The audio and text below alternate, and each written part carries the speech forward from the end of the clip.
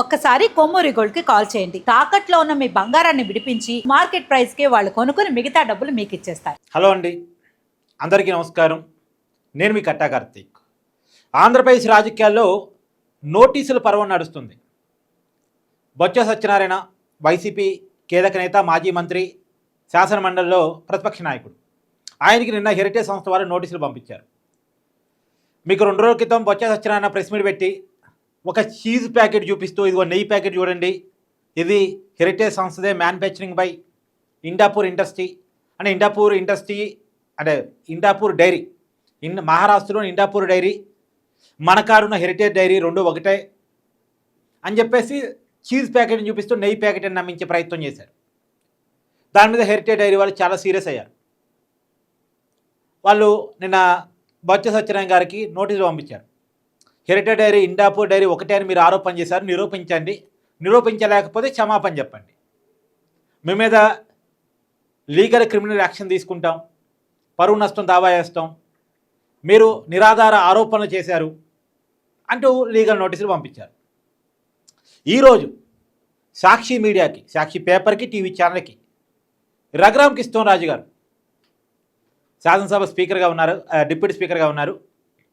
ఆయన నోటీసులు పంపించారు.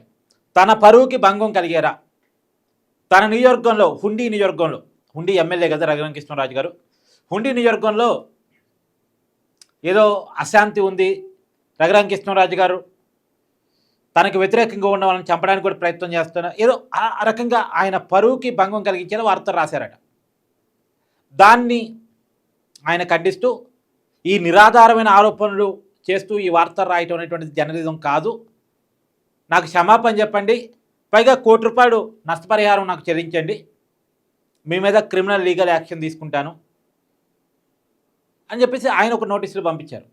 పైగా ₹1 నాకు అవసరం లేదు, అమరావతి రైతులకు కట్టండి, నా పరువుకి నష్టం కలిగించినందుకు గాను ₹1 మనీ పే చేయండి, కానీ నాకు కాదు, అమరావతి రైతులకు ఇవ్వండి అంటూ రఘురామ్ కృష్ణరాజు గారు నోటీసులు పంపించారు.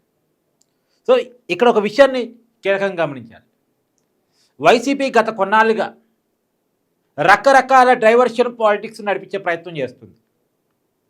ఒకవైపు ఏమో అంబటి రాంబాబు గారి చేత చంద్రబాబు నాయుడు గారిని, జోగి రమేష్ గారి చేత నారా లోకేష్ గారిని, పేరు నాని గారి చేత పవన్ కళ్యాణ్ని, చంద్రబాబు నాయుడు గారిని, నారా లోకేష్ గారిని తిట్టించడం, ఆ తిట్టదండకంలో అంబటి రాంబాబు అయితే ఏకంగా లకారం భాష వాడటం, దాని మీద టీడీపీ కార్యకర్తలు, జనసేన వాళ్ళు కొంత రెచ్చిపోయి, టీడీపీ వాళ్ళు ప్రత్యేకించి చంద్రబాబు నాయుడు గారిని తిట్టారు కాబట్టి వాళ్ళు అంబటి రాంబాబు గారి ఇంటి మీదకో, జోగి రమేష్ గారి ఇంటి మీదకో వెళ్ళటం, తర్వాత కేసులు, అరెస్టులు, ఈ గందరగోళం. ఇది కావాలని క్రియేట్ చేయబడిన ఒక డైవర్షన్ పాలిటిక్స్. అదే క్రమంలో రఘురామ్ కృష్ణరాజు గారి మీద ఆరోపణలైనా సరే, హెరిటేజ్ మీద ఆరోపణలైనా సరే, ఒక విషయాన్ని డైవర్ట్ చేయడం కోసం నడుస్తున్నాయి. అందుకనే నేను ఏ వీడియో చేసినా ఆ విషయాన్ని గుర్తు చేస్తున్నా. ఎందుకంటే ఒక మహాపాపాన్ని తప్పించుకోవటం కోసం చేస్తున్నటువంటి ఒక రాజకీయ ఎత్తుగడలో భాగంగానే వైసీపీ రకరకాల ప్రచారాలు చేస్తుంది. అదే తిరుమలలో నకిలీ నెయ్యి ఇష్యూ వైసీపీకి ఇబ్బందికరంగా మారిన తర్వాత ఆ మహాపాపం వైసీపీని చుట్టుముడుతున్నటువంటి సమయంలో దాని నుంచి డైవర్ట్ చేయాలి, ఆ చర్చ నుంచి డైవర్ట్ చేయాలి.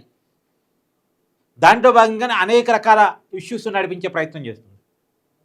నడిపించే క్రమంలో ఇలాంటి నోటీసులు ఎదుర్కొంటుంది. అయితే మొన్న ఒక విషయాన్ని కూడా చెప్పాలి, సాక్షి పేపర్కి సంబంధించి. మొన్న ఆంధ్రప్రదేశ్లో ఒక ఇష్యూ జరిగితే మైనర్ మీద జరిగిన అత్యాచారాన్ని జరిగినట్టుగా వార్త రాశారు. సరే, ఒకటి జరిగిందా లేదా అన్నది కూడా ఒకసారి పక్కన పెడితే, జరిగినా సరే మైనర్ పేరు, ఫోటోలు వాడకూడదు, జర్నలిజం ఎథిక్స్ ప్రకారం వాడకూడదు, కానీ వాడారు. వాడటం ఫలితంగా ఏకంగా సాక్షి పేపర్ మీద కేసు నమోదైంది. పోక్సో యాక్ట్ కింద కేసు నమోదు చేశారు. ఎవరు నమోదు చేశారు? ఎవరైతే బాలిక కుటుంబ సభ్యులు ఉన్నారో వాళ్ళే నమోదు చేశారు. అంటే జరగని దాన్ని జరిగిందని చెప్పడం, జరిగినా సరే బాధితురాల వివరాలు గోప్యంగా ఉంచాలని సుప్రీంకోర్టు తీర్పులు ఉన్న తర్వాత కూడా ఆ తీర్పుల్ని పక్కన పెట్టి మీడియా అనేది దాన్ని మరిచి ప్రభుత్వం మీద బురద జరగడం కోసమే వార్తలు రాయటం, ఇది తప్పు కదా.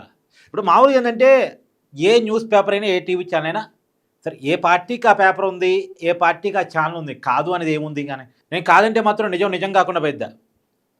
పార్టీలకి వత్తాసుగా టీవీ ఛానళ్ళు మీడియా పేపర్లు ఉన్నమాట వాస్తవం. కానీ వార్తలు వేస్తూ మధ్యలో వాళ్ళ పార్టీ భజన చేసుకోవటం వేరు. కానీ పేపర్ని పూర్తిగా కరపత్రంలాగా మార్చి ప్రభుత్వం మీద నాయకుల మీద బురద జల్లటమే పనిగా పెట్టుకోవడం వేరు.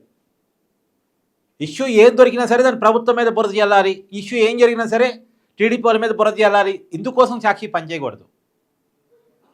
మామూలుగా పార్టీలుగా పేపర్లు ఉండటం అనేటువంటిది ఇవాళ కొత్తగా ఏం కాదు, ప్రజాశక్తి ఉన్నప్పటి నుంచి ఉంది.